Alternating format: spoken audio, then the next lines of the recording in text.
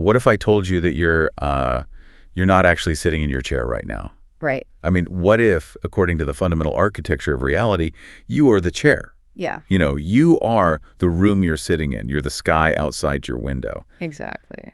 And that person you walked past on the street this morning, that was you too. So, welcome to the deep dive. Yeah. You brought us this text today because you wanted to understand the absolute limits of human identity, right? Yeah, it did. You wanted to know what happens when we completely tear down the walls between the self and the universe. Well, you're about to see how a mere 15 lines of text can just totally dismantle everything you think you know about yourself. The mission you gave us today is, it's highly unique. I mean, we are looking at a singular, incredibly dense poetic text from a 2007 source. Yeah. It's written in German, and it's titled simply Ich bin, which translates to I am. And the author is known only by the pseudonym Mandala Matrix. Such a fascinating name. We'll definitely get into that later. Oh, we have to. But the goal here is to unpack how this incredibly brief document manages to map the entirety of the human experience. Right. We're talking about an intellectual journey that starts in the literal dirt under our feet, scales up to the cosmos, and ultimately collapses into the very concept of existence itself. I have to say, when you first handed us this piece, Yeah. I expected a standard philosophical treatise, but Mandala Matrix kicks this off with a massive disruption. It really is. It doesn't read like a textbook at all. Yeah. It reads like a relentless drumbeat. The text uses this deeply simple, almost hypnotic structure. Yeah, every single line starts with that same phrase, Ich bin, I am. Exactly. And through that repetition, it doesn't just suggest that you're connected to the environment. It argues that the boundary between you and the environment is, well, it's complete hallucination. That is the core cognitive dissonance this text forces upon the reader right away. Usually when we navigate the world, we rely entirely on the concept of boundaries. It's a binary system. There's me and there's not me. My skin is the border. Right. Everything inside the skin is the self. Everything outside the skin is the environment. And this binary makes moving through our daily lives manageable. It allows us to process information without just being totally overwhelmed. Right, because, if I don't know where my hand ends and the hot stove begins, I'm in physical danger. Exactly. We were biologically hardwired to perceive separation. But this text systematically attacks that biological hardwiring. And it builds progressively. It doesn't just throw you into the esoteric cosmos immediately. No, it starts grounded. Yeah, it grounds you first in the physical world, and then, step by step, it removes the walls. Let's jump straight into how it does this. Yeah. So Mandala Matrix begins by targeting the physical spaces we occupy. The opening line translates to, I am the sky into which I look. Yeah. You immediately have to stop and ask yourself, what happens to the observer if the observer and the object being observed are the exact same thing? The philosophical implications of that single line are just staggering. When you look up at the sky, conventional logic dictates that you are a subject, located on the ground, looking at an object located above you. Right. The act of looking bridges the gap between two distinctly separate entities, but by stating, I am the sky into which I look, the text argues that the act of perception is actually just the universe perceiving itself. Oh, wow. It reminds me of a virtual reality game. Okay, how so? Think about the mechanics of VR. Usually when you play, you think you are just the player wearing the headset. You feel the weight of the plastic on your face. You hold the plastic controllers. That's your body. And the digital sky you're looking at feels incredibly distant and vast. That VR metaphor is a perfect starting point, actually. But we need to push that further into the underlying architecture of the system. Okay, go on. In a digital environment, the avatar's hands and the digital scale it looks up at are rendered by the exact same processor. Oh, right. They are made of identical code. The separation between the player character and the environment is an illusion created entirely for the benefit of the user interface. That's a great point. The sky and the avatar are the exact same mathematical data. So the text is suggesting that human consciousness is like the ultimate user interface. Yes. You aren't just the player in the headset. You are the player, you're the headset, you're the code rendering the digital sky. Yes. And you are the digital ground you're standing on, all at once. Which brings us directly to the second line. I am the earth on which I build. On which I build, okay. Notice the interplay of action versus essence here. Building is an act of creation, of imposing human will onto the environment. Right. We chop down trees, we dig up stone, we assemble structures. Exactly. We view the earth as dead matter, a resource entirely separate from our living selves, just waiting to be utilized. But if I am the earth on which I build, then the act of building isn't a domination of nature at all. No. It's an act of self-sculpting. It's the earth reorganizing itself into the shape of a house. Which fundamentally alters the ethics of how we interact with the physical world. How so? Well, if the earth is an extension of the self, then ecology is no longer about saving the planet as some external altruistic chore. Oh, I see. Ecology becomes a form of deep, mandatory self-care. You cannot exploit the earth without actively degrading your own being because there is no external environment to walk away from. Okay, let me push back on this for a second. Sure. If I am the earth I'm building on and the sky I'm looking at, doesn't that feel incredibly heavy? Heavy. Yeah.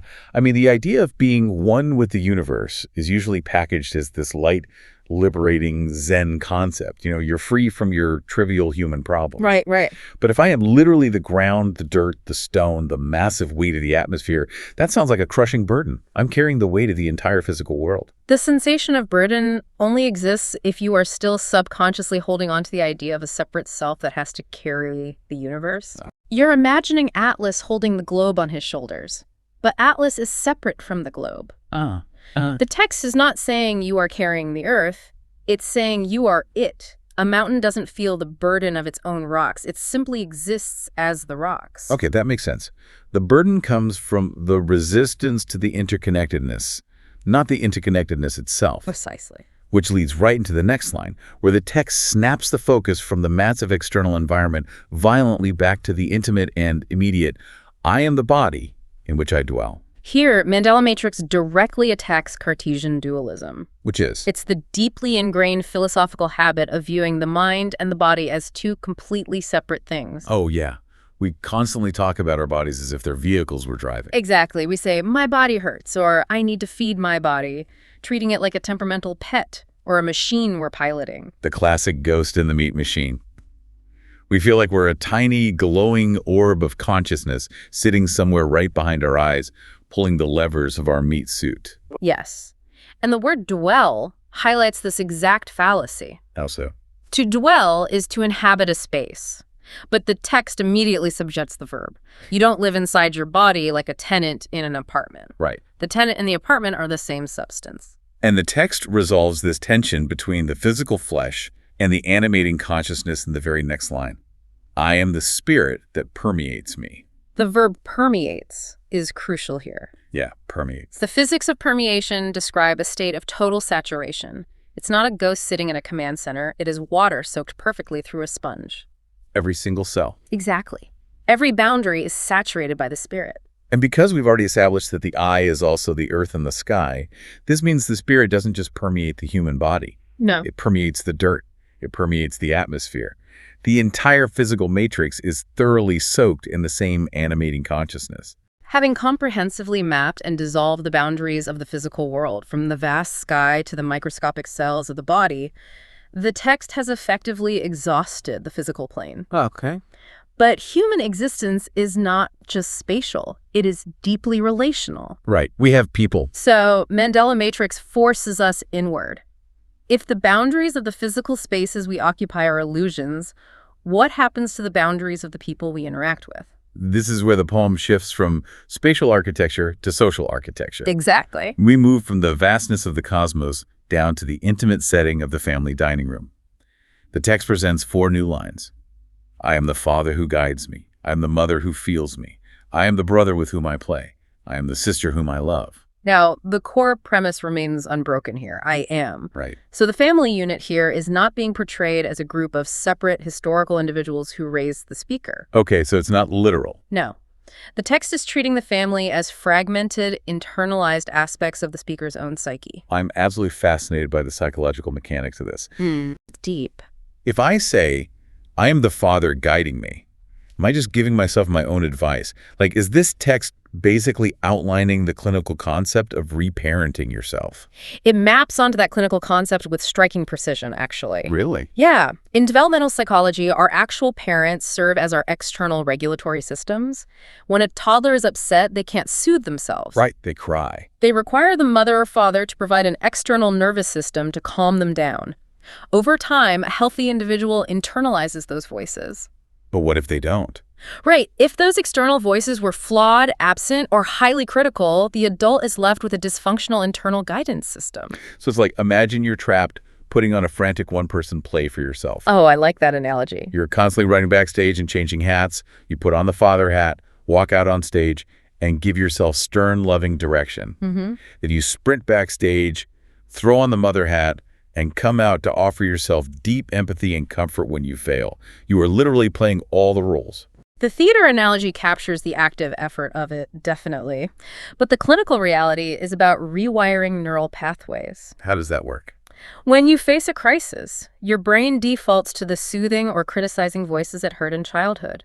By declaring, "I am the father who guides me," you are manually overriding that neural default. Ah, you're taking control. Exactly. You are constructing a new cognitive framework where the self generates its own authority. You are no longer waiting for external validation or permission. Look at the specific verbs used for the parents. The father guides and the mother feels or senses. Yes. There is a very specific grammatical agency happening here. Seeker says, "I am the father," but then says the father guides me.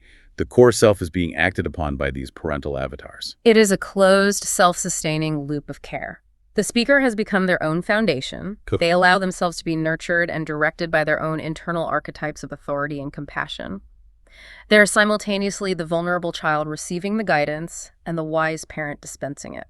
But then the dynamic drastically changes when we get to the siblings. It does. I am the brother with whom I play. I am the sister whom I love. The agency completely flips. Yes, the passive reception of the parent lines shifts into active peer-level participation. With whom I play, whom I love. Why do you think the text makes that distinct shift?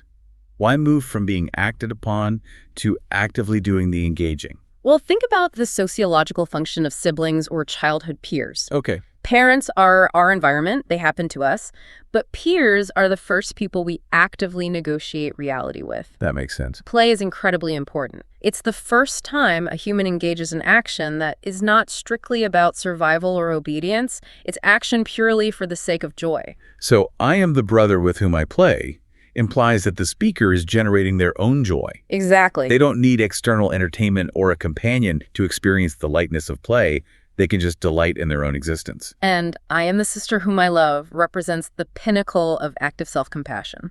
The speaker is not just waiting to be loved by the mother figure. They are actively generating outbound love and directing it right back at themselves. Wow. By internalizing all four roles, the author is stating, I am my own emotional safety net, my own authority, my own companion, and my own source of active devotion. I have to be honest, while this sounds incredibly resilient, it also sounds terrifyingly lonely. Lonely? Yeah. If I am my own father, mother, brother, and sister, do I need actual other people? Doesn't this philosophy run the risk of turning you into a complete solipsist, isolated in a room, convinced that no one else actually exists? That is the most common pitfall when Western minds encounter non-dual philosophies, actually. Is it? Yeah.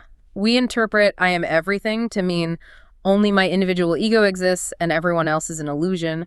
But the text is not advocating for physical isolation. Okay. It is redefining the nature of interaction. Explain the mechanics of that. How do I interact with someone if I believe they are just an extension of me? If you realize that the feelings of being guided, played with, and loved are actually generated from within your own consciousness, you stop treating other people as vending machines for your emotional needs. Oh, wow. Vending machines. Right. You stop demanding that your partner provide the mothering you lack, or that your boss provide the fatherly authority you crave. Because you already have it. Exactly. You interact with them freely, recognizing that they are simply another expression of the same universal I am that you are. So when I sit down and have a coffee with a friend, I'm not two isolated beings desperately trying to bridge a gap through conversation. No. We are the universe, sitting at a table enjoying a cup of coffee with itself. Exactly. You aren't isolating yourself from the world. You are recognizing that the world is an intimately connected extension of your own being. Okay, so we've grounded ourselves in the physical dirt in the sky. We've populated our emotional world with the intimate family unit. We have. We've essentially exhausted the entirety of the earthly plane. There is nowhere left to go on Earth. Which means the text must break the atmosphere. It has to look upward to continue expanding the boundaries of the self. And it does, with a staggering jump in scale. Let's look at the next 4 lines. Go ahead. I am the sun that warms me. Yeah. I am the moon that swarms around me. I am the stars that teach me. I am the angels who honor me. The escalation here is just breathtaking. Yeah. The speaker has realized they're not just the local physical environment and not just the local social environment, they are the cosmic environment. The text gives these celestial bodies very specific, almost human jobs. I am the sun that warms me. The sun is the ultimate brute force source of physical energy. It's the biological baseline for existence. Without it, the earth is a dead, frozen rock. Right. So the speaker is claiming to be the foundational energy source of their own life. Yes, the sun represents the baseline requirement for physical survival, but humans require more than just thermal energy to survive psychologically. True. Which brings us to one of the most fascinating linguistic choices in the entire piece. The moon. Ah, yes. I am the moon that swarms around me. Now, I know we need to do a deep dive into the original German here, because swarms around me sounds a little insectoid, Insectoids. like a cloud of gnats or something. It's a weird image. Okay, yes. Translating the German word umschwärmt simply as swarms around violently flattens the poetry. What's the better translation? The root word is schwärmen. While it can describe bees swarming a hive in a social or emotional context, schwärmen means to rave about someone, to gush over them, to be deeply, almost romantically infatuated with them. Like a teenage fan club. Precisely. If you're a famous musician, you are umstimmt by your fans. You are surrounded by enthusiastic, glowing adoration. That completely rewires the meaning of the line. Doesn't it? It's not just the moon coldly, mechanically orbiting the Earth due to the dead laws of gravity. The text is personifying the moon as an enthusiastic fan. The moon is hovering around the speaker in a state of absolute adoration. And we must ask why the human brain requires this specific framing. Why do we need the cosmos to act as our fan club? Because the alternative is terrifying. Exactly. The greatest existential dread of the modern era is the realization of cosmic insignificance. Oh, absolutely. We look up at the night sky, we see billions of dead galaxies, and we realize we're just a microscopic accident on a damp rock in a cold, indifferent vacuum. It induces panic. It does. We desperately want the universe to notice us. And historically, humans solved this panic by inventing external deities. We beg the sky to look down and care about us. Right. But Mandela Matrix solves the crisis of cosmic insignificance by collapsing the distance entirely. If you are the moon, and the moon is glowing with adoration for you, the universe is no longer cold and indifferent. Because the universe is literally made of you caring about yourself. Exactly. It's a closed loop of cosmic validation, and it continues with the stars. I am the stars that teach me. Right. The stars. For millennia, humans have used the stars to navigate, to tell time, to plant crops. They are our map. They represent the intellectual ordering of the unknown. So you are the unknown void, but you are also the map that navigates the void. You are your own compass. Yes. But then we get to the final escalation.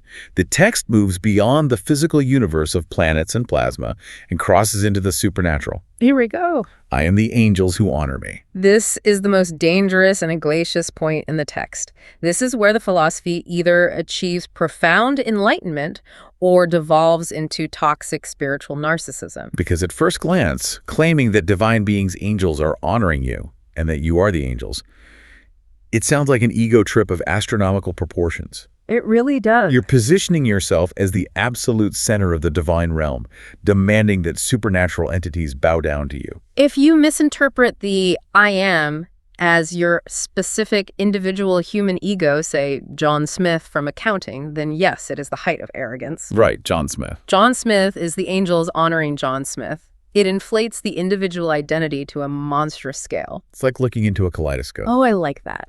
You hold this tube up to the light, you look inside, and you think you are seeing a massive, endlessly complex universe of distinct, dazzling stars and a massive crowd of angels. You feel incredibly important being at the center of this massive crowd. But in reality, there is no crowd. Nah. It's just a few mirrors reflecting your own single tiny beat of light infinitely back at you. You think you're looking at a divine hierarchy honoring you, but you're just staring at your own reflection multiplied. The kaleidoscope metaphor is perfect, but we have to push it to its logical conclusion to understand how ego death actually works here. Okay, how?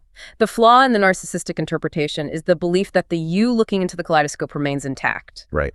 But if you are the angels and you are the sun and you are the dirt and you are the sky, the specific bordered identity of John Smith ceases to be a useful or true concept. Right. Because John Smith is defined by his borders. John Smith is John Smith precisely because he is not the sky and he is not his brother and he's not a star. Exactly. A definition requires a boundary. So when the text forces you to identify with literally everything in the cosmos, the individual ego doesn't inflate to rule the universe. What does it do? It stretches so wide that it becomes entirely translucent and then it just evaporates. Wow. You are no longer a human being commanding angels. You are the invisible fabric of existence itself, temporarily expressing itself in the shape of a human and in the shape of an angel. Which leads us perfectly to the inevitable paradoxical conclusion. It does. Once you have reflected yourself infinitely into the cosmos, once you have claimed to be the dirt under the fingernails and the angels in the heavens, there's nowhere left to go. No. The system has reached maximum capacity. It has to collapse. Which brings us to the final line of the poem, the ultimate paradox of being. The text reads, Ich bin alles, ich bin nichts. I am. Everything, I am nothing. I am. If you have spent the last 12 lines successfully proving that you are the sky, the earth, the family, the sun, and the angels, then the logical mathematical sum of that equation is the first part of the sentence. I am everything. But Mandala Matrix immediately chains that to its inescapable shadow. I am nothing. I want to break down how everything and nothing can be the exact same thing, because it sounds like a riddle. Let's do it. It's exactly like mixing paint on an artist's palette. Imagine you have a fresh palette. Okay, I'm picturing it. You squeeze out a distinct blob of blue paint. That's the sky. You squeeze out brown. That's the earth. Red for the mother, yellow for the sun, titanium white for the angels. And as long as they remain separate, they have distinct identities. They are defined by their contrast to the other colors. Right. But if you take your brush and you aggressively mix every single color together into one giant swirling puddle, what happens? It gets muddy. You literally have everything in that mix. Every pigment is present. But the final visual result is a dark, muddy, undefined void. Exactly. It becomes a flat, formless black or dark brown. The abundance of everything creates the appearance of nothing. It loses all definition. The paint metaphor works visually, but we need to push that further into the cognitive realm. Okay, push it. It's not just that the colors turn brown, it's that the concept of color itself ceases to be a useful metric. When the mind attempts to hold every possible identity simultaneously, the neural architecture required to distinguish self from other simply crashes. You aren't just muddy water, you are the conceptual void. This sounds an awful lot like the concept of emptiness in Eastern philosophy, but, well, hold on. What's my Let's stop right there. Words like void and emptiness sound incredibly bleak to a casual listener. You do, yeah. It sounds like nihilism. It sounds like a sensory deprivation tank where nothing matters. How can emptiness be a profound goal? Explain the actual mechanism of that to me. Why would someone want to be empty? That is the crucial misunderstanding of the translation. Okay. When Westerners hear nothingness, or the Buddhist concept of sunyata, which is emptiness, we think of a vacuum. We think of an empty glass waiting to be filled. Right, like an absence. But in non-dual philosophy, emptiness does not mean an absence of matter or meaning. It means an absence of inherent independent existence. Okay, break that down. What does independent existence mean in this context? It means nothing exists on its own. The blue paint on your palette only exists because of the light hitting it, the eye perceiving it, the minerals crushed to make the pigment, and the contrasting colors around it. Oh, I see. Therefore, the blue is empty of a completely independent, isolated identity. To say I am nothing is not to say I don't exist. What is it saying then? It is to say I have no fixed, rigid, isolated boundary that separates me from the rest of reality. Oh. It is a state of being completely full of infinite potential, precisely because you aren't locked into being one specific thing. I see. Because if I am permanently defined as a solid block of ice, I have a fixed identity, but I can't flow. I can't change. Exactly. If I melt into water and then evaporate into the atmosphere, I lose the boundary of the ice cube. I become nothing in the shape of a cube, but I have gained the potential to be a cloud or rain or part of the ocean. That is exactly it. And the poem honors this ultimate realization by stripping away everything in its final two-word sentence. Yeah. The punctuation here is brilliant. Ich bin alles, ich bin nichts, ich bin... Blam, full stop. It stands entirely alone. Look at the mechanics of the poem up to this point. For 12 lines, the text used external concepts as crutches to define the self. I am the sky. I am the mother. Exactly. It required an object to complete the subject. It was using the furniture of the world to prove it existed. Yes.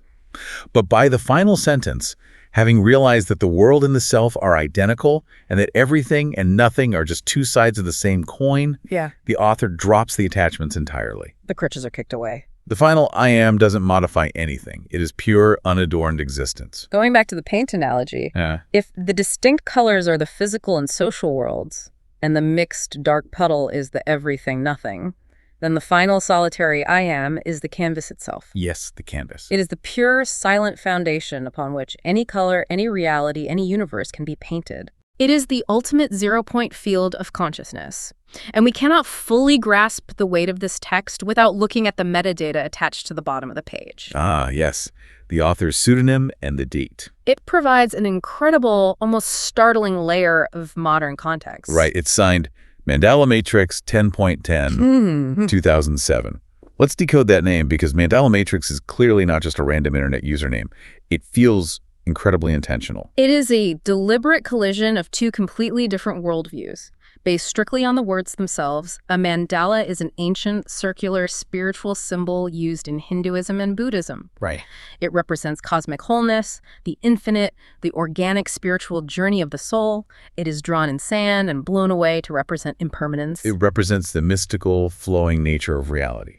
And then we have the matrix. A matrix is the exact opposite. Very rigid. Right? It is a structural system. It's a mathematical grid, a computational framework. Yeah. It implies rigid order, data processing, and the highly structured physical reality we find ourselves embedded in. So the pen name itself perfectly embodies the tension of the entire poem. It really does. It is the mystical infinite whole.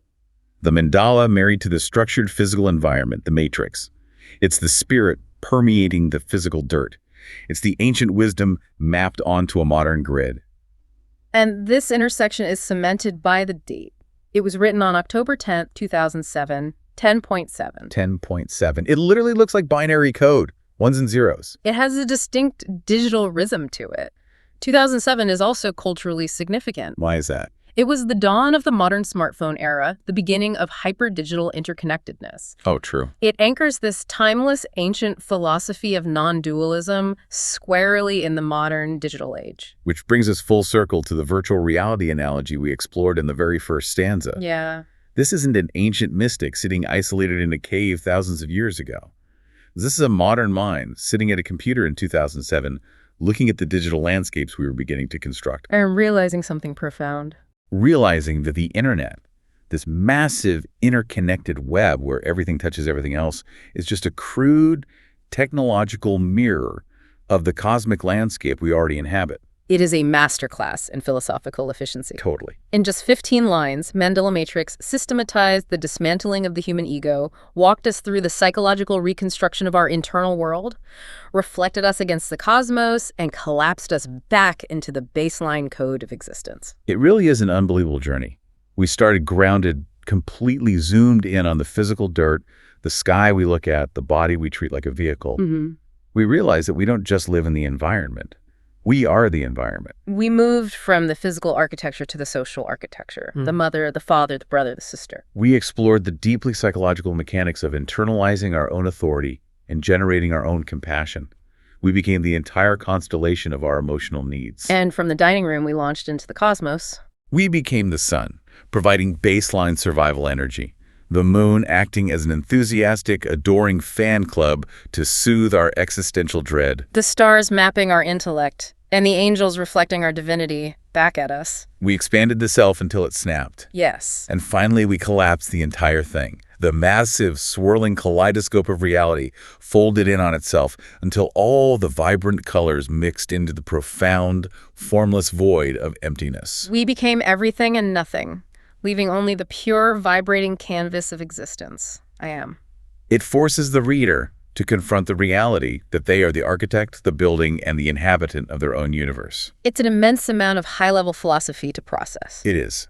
But we don't want to leave you just floating in the conceptual ether. There is a deeply practical terrestrial application to this text. We want to bring it back down to earth. Right. I want to leave you with a final, lingering thought to mull over as you go about the rest of your day. Because if this text is true, it demands a change in behavior. Exactly. If you actually take Mandala Matrix to heart, if you truly internalize the belief that every patch of concrete you walk on, every star you look up at, and most importantly, every single person you interact with, is genuinely just a different manifestation of your own existence. Yeah. How does that change the way you treat the very next person you meet today? If the barista handing you your coffee or the driver cutting you off in traffic is literally you, the entire architecture of human conflict dissolves. You cannot wage war against your own hand. Because suddenly, the walls you rely on to protect yourself are gone. There is no inside or outside anymore. No. There is no me and not me. Yeah. It is all just one house, and you are the house. Keep looking closely at the words you read, keep tearing down the walls you've built in your mind, and keep deeply questioning the world around you. We'll see you next time on The Deep Drive.